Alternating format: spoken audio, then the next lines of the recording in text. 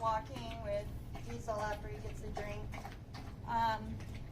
So there's a few tools that you can use to help manage pulling behavior on your walks, or maybe your dog's not pulling, but when they see another person or dog or animal or whatever it is that their brain is interested in, because their brain thinks in squirrel language. And but there is a gentle leader head halter, Diesel, no pull harnesses, that type of a thing if you want to be able to just get out and get your dog a walk, you know, before they're fully trained to loose leash walk with you. My preference is always like training, taking an opportunity every time I go on a walk usually, but there are times it can feel exhausting depending on, you know, the length of time that you have after a long day's work and such. But there are tools that help significantly so you can walk in peace without having to worry about working on training or pulling or any of that I would recommend. I do use them at times. When my kids are walking the dogs, I'll put a head halter and they do better. However, they're increasingly, you know, getting better. Always start with the loose leash and heel walking in a low, distracting, low stimulus, triggered stimulus environment. So we'll show some of that. Okay, Diesel, heel. So you're going to see me pushing my body into him. I'm going to use my body language. This leash, I will not ever have this leash tight at any point. My dog's job with a loose leash, if I'm not asking them to heel, just loose leash, well, they hit the end of this rope, they get a little boop, because they need to know, like, this leash has rules. And this leash has rules for me too. I'm not supposed to be here doing this to my dog. He's like, why are you correcting me? Why are you holding me tight like this? You know, we don't need to do that to our dogs. We only use this leash as a guiding tool, and we use it as needed. We don't hold the horse's reins tight the entire time we're riding. We teach the horse to have a soft mouth. So we're teaching the dogs to have a soft response, where you don't have to be manually shifting and steering them. You can train into a more power steering mode where it's so much better and so much more relaxing for you and the animal, and your cortisol levels stay lower. So good sit. So my leash is loose. I have him sitting. I'm gonna say, come. Yes. Good boy. Heel. Luring. Heel. Yes. And I'm just gonna walk around to show you the heel. We're in a small space here, but I'm just gonna, so he's still sitting. Diesel, let's go. Heel. All right, heel. So I'm just pulling the leash. I'm not pulling, it's loose, but when he starts wandering, it's a little, you know, it's just, look at, the only time this leash gets tight is very temporarily for just guiding. If you have ever, so when you're starting loose leash walking, of course, like I've said, you will use treats to start it out. My dogs know what heel means, but when I'm not practicing it enough with them, then their timing and their, you know, they just like us. If we're not practicing our mental muscles or our physical muscles, you know, then we can't expect to be gaining that muscle memory. And so just a little bit every day with our dogs, 5 minutes a day, once we've taught them all the basic, so I'm just gonna, basic stuff, is going to keep them engaged. It's gonna keep them mentally stimulated. It's gonna keep your relationship developing with them. And that's what we want. That's why we have dogs, is to form relationships with another species that has a different language than we do, and to bridge that gap more successfully, so that way our dogs are leading fulfilling lives, and we are also leading fulfilling lives with our dogs, which is why we got them in the first place. But it, just like kids, it's going to take some work and effort. And I personally love it. I have the time now in my life to be able to do this, and I would be happy to help you guys. Hopefully some of these videos help you off the bat, but I'm happy to actually help in person if needed. You'll see certain training sessions, packages listed. There's sliding scale fees for people who are in need of sliding scale fees and need a little bit of help. So Diesel, sit. You did a good job. Good boy. Good heel. Yes, good job. Now, when we're out on a walk and he sees a squirrel and his hunting instincts kick in, he is gonna, be pulling and be focused on something else. And that's when I can say, watch me, because he's learned that skill in basic obedience. And that also will take practice too, obviously in a more high distracting environment, but that's where we learn how to work with the leash, work with our dog, have treats ready, where we're building that muscle memory up in their brain, so eventually we won't need to have the treats. We won't need to be physically guiding them, a lot of the time. But just for the heck of it, that's a heel loose leash walking. I'm going to release him, and then I'll kind of show you how to pull back his attention. This is all feels like in slow motion. But when you're doing it, it's actually it feels like fast forward. So be aware of just the technique itself, even though obviously this is a very low stimulating environment, which is good. We want that in the beginning. And my dogs are aware of, beyond just the beginning now. However, it'll take some time to get some of these skills down in order to go in the real world and then practice them out there too. So Diesel, okay, good boy. Okay. So he's doing good at staying with me. But so if he's gonna go that way, I'm gonna just demonstrate as though he's doing it. If my leash gets tight, he's on the end of the leash. He's barking, he's pulling, he's not paying any attention to me. He is right now, but I mean sit, Diesel. Sit. He's barking, he's pulling, he doesn't have his eyes on me. I can say,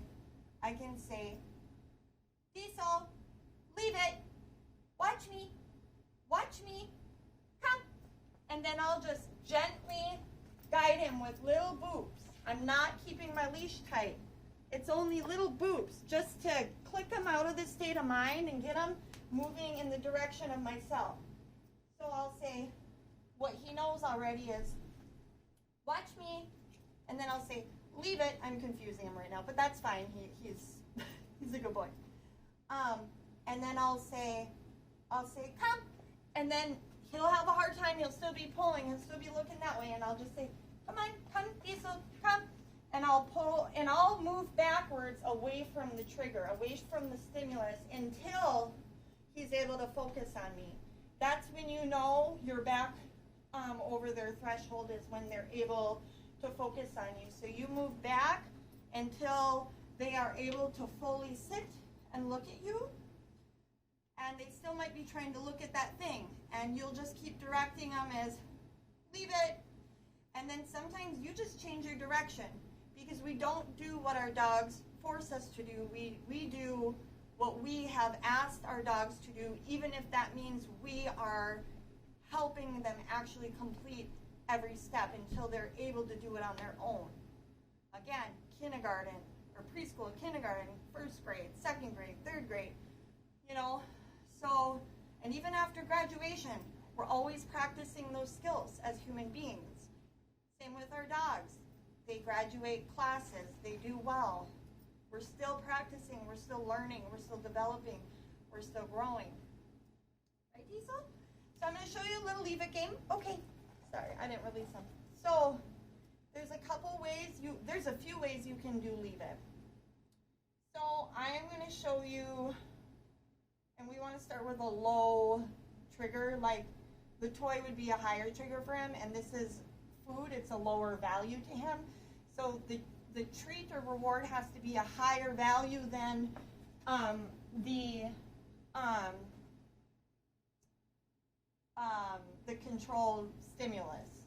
So we work with the dogs, teaching them in controlled environments, and that's part of it. The reward has to be higher than the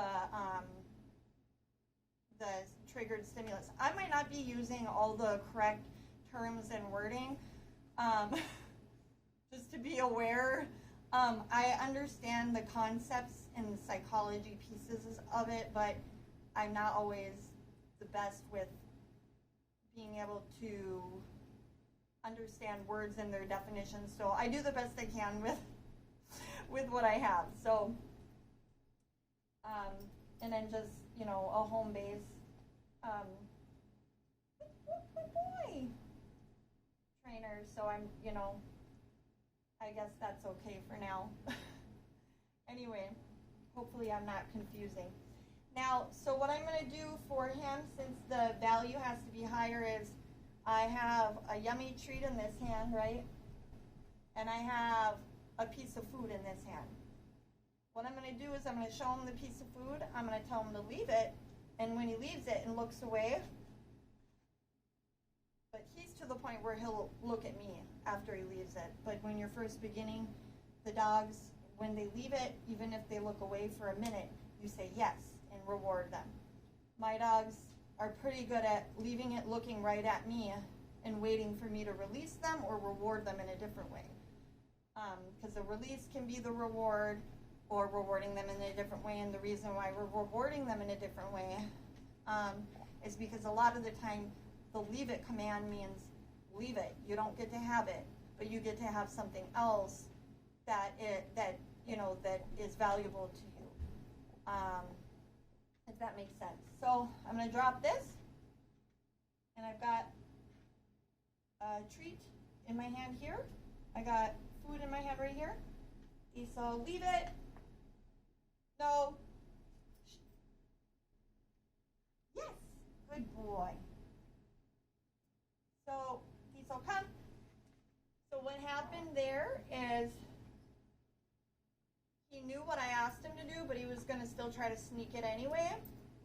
It's these little things you have to catch, you have to follow through on, because your high prey drive, impulsive, unfocused dog is not going to learn if we are not doing our job of catching the little things and helping them build up to bigger things in this life.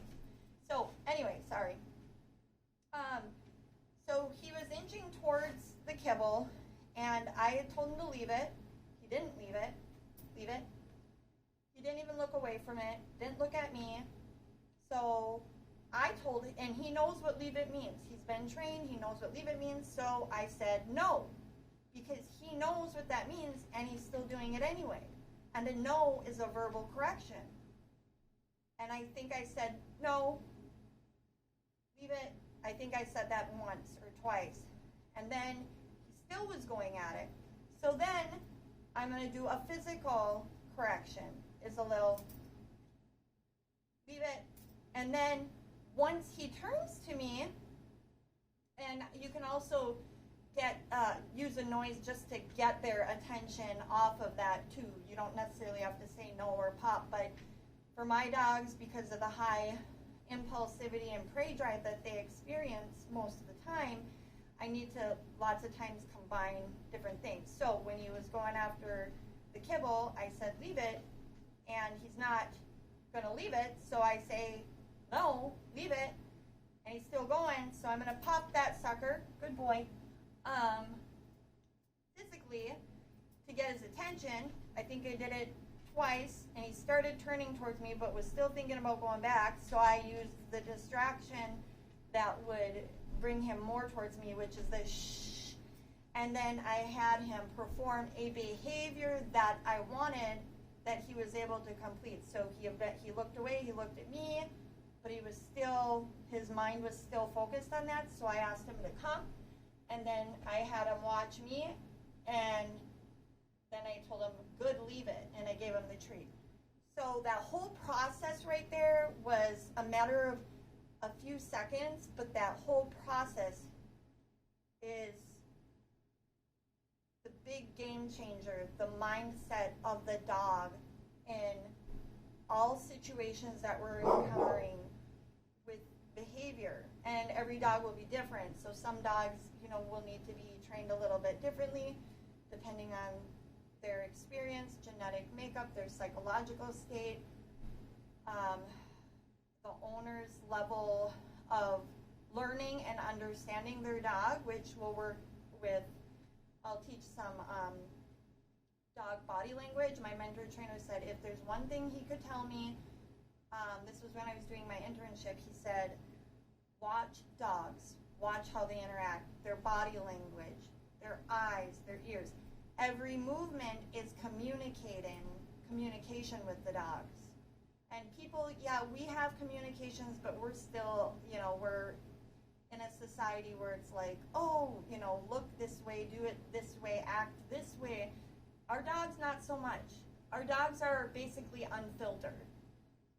Unless they're shut down, fight, flight, freeze, fun, and they can shut down too.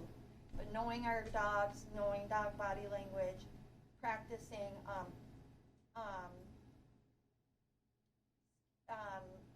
small building blocks of skills is going to help with everything that you and your dog are practicing together. So I'm hoping that this video is helpful to you guys. He's in a relaxed state right now. Kipper just barked upstairs, so he's like, oh, what's going on? So let's see. So leave it.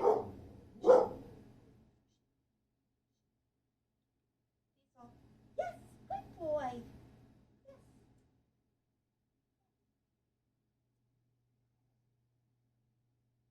Okay.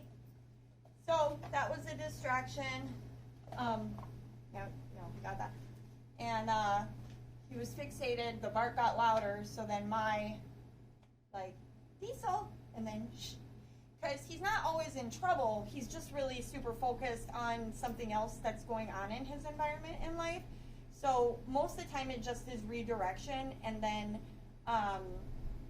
just working with them and developing that relationship. And of course it's obedience too. But we have to be good leaders and guides in order for our dogs to be successful in what we want them to do. So that's that.